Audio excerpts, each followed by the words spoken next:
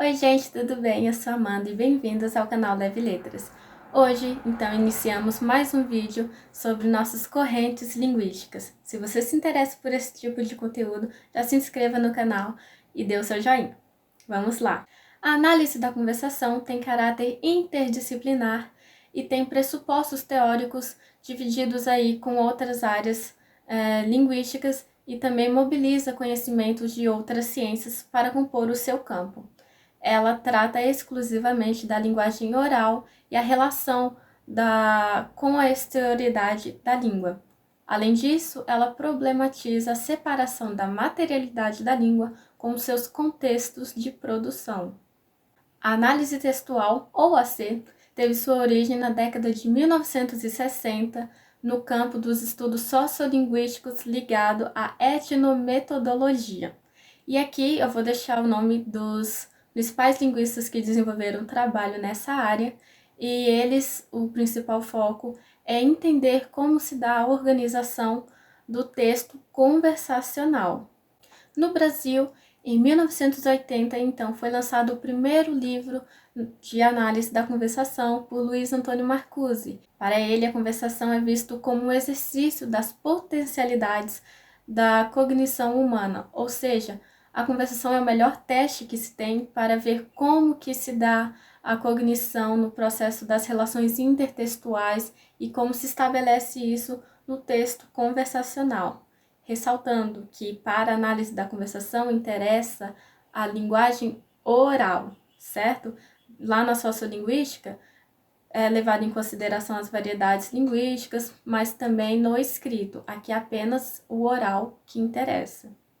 Assim, a análise da conversação estabelece o texto como seu objeto de estudo, porém, aquele em análise em situações espontâneas da conversação. Aqueles de novela, filmes, são considerados textos artificiais e não são de relevância de mais interesse para a análise da conversação. Hilger estabelece 3 níveis essenciais da organização da conversa. São eles: macronível, em que é a abertura e o fechamento do tema da conversa, o tema, o subtema, ou seja, o mais global. O nível médio, que tem túnel conversacionais, tomadas conversacionais e também os marcadores conversacionais. E há ainda o micronível, que são os elementos internos do ato da fala, são estruturas sintáticas, fonéticas, morfológicas e como essa relação se estabelece. Um conceito muito importante para a análise da conversação é o tópico discursivo. A gente pode compreender tópico discursivo como o fio condutor do discurso, da conversa. Ele é sobre o que se diz, o tema da conversa, ok? E dentro disso também temos os turnos conversacionais, que é o tempo que cada interlocutor tem para falar. A gente sempre, quando está dizendo algo a outro sujeito, a gente espera ele dizer, depois nós dizemos, e também às vezes roubamos esses turnos conversacionais em que a gente impõe e não espera e fala logo em seguida, né? Mas isso a gente já vai ver. O planejamento na fala ocorre no momento da conversação, ou seja, ela é estabelecida, todo o seu planejamento, a sua organização ali, no momento. Então, há uma graduação do informal para o mais formal. Não sei se vocês sabem, a AC, Análise da Conversação, contribuiu significativamente para o projeto NURC, que é a Norma Linguística Urbana Culta, e ela é desenvolvida em São Paulo, no Rio de Janeiro, em outras faculdades e localidades, e vale a pena pesquisar um pouco mais. Então, alguns pontos importantes da AC. Lembrando, a AC ela trata da linguagem oral. Os linguistas, então, que fazem esse estudo, eles gravam, usam muito de gravadores para gravar ali, né, a situação da fala e transcreve o jeito que foi dito, certo? E dessa transcrição, dessas gravações, eles fazem os seus estudos, estabelecem relações, enfim. E também há os recursos não verbais que influenciam na análise da conversação e que ela também leva em consideração. São eles: a paralinguagem, que são pequenos sons que não são signos linguísticos, mas eles interferem na significação, tipo tá, sh. Tudo isso numa conversa significa. Também temos a parte cinésica, que é o movimento das mãos, gesticulação.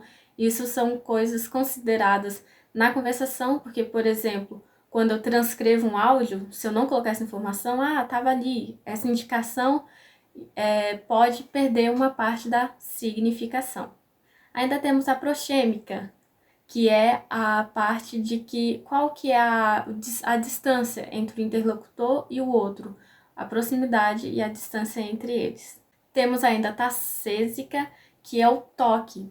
A gente está falando e toca na pessoa, e isso pode significar também. E por último, e não menos importante, o silêncio. Tem aquela velha frase clichê, né, que o silêncio pode significar mais que 1000 palavras. E olha, realmente ele pode, e isso é levado em consideração também aqui na AC. Um outro ponto também importante para a AC é a organização da conversa.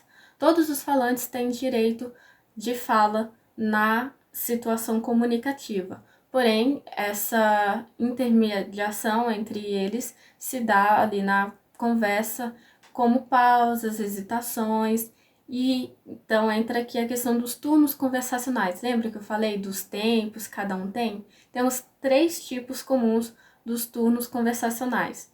O de passagem, que a gente está falando, e dá aquele tempo em que o outro interlocutor pode conversar comigo. Os assaltos, que é quando alguém está falando e você toma o turno conversacional. É um assalto, você impõe a sua fala antes que o outro termine a sua ideia, enfim. E também temos o turno de sustentação. Você está falando e não quer passar a bola para o outro, aí você fica fazendo pausas ou prolongando um assunto ou uma palavra. É um meio de sustentar e não passar o turno ao outro interlocutor. E geralmente em entrevistas formais não é essa tomada de turno, porque é um jogo, né, de perguntas e respostas, por exemplo. Tem um interlocutor, que é um entrevistador, faz as perguntas e o entrevistado apenas responde. Temos também os marcadores conversacionais. Eles podem ser verbais, não verbais ou prosódicos. Prosódicos é de acentuação, entoação. E eles se dividem, então, em 4 grupos.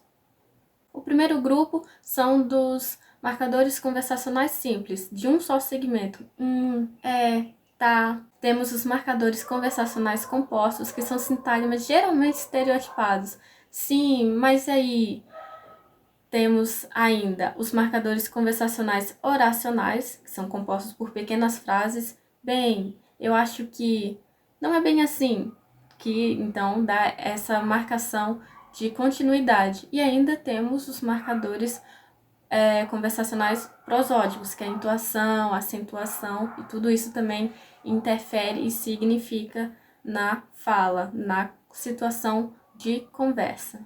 E um último ponto é a construção de compreensão do texto falado. A compreensão, essa construção, ela resulta de atividades cooperativas entre os interlocutores. Não é apenas decodificação da mensagem de um e de outro.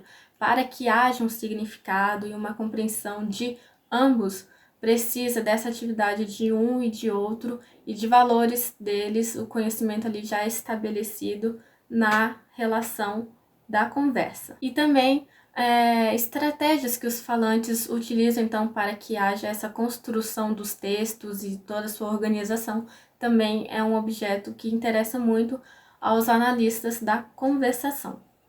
Bom, gente, é isso. Esse vídeo é uma breve introdução, ok, sobre os assuntos. Os vídeos aqui do canal eu tento passar uma ideia de cada corrente linguística, porém você pode se aprofundar mais pesquisando artigos. Google Acadêmico tá aí, né, gente? Vamos usar essas ferramentas para o bem e espero que vocês tenham compreendido, então, um pouco da análise da conversação. Obrigada por ter visto o vídeo até aqui.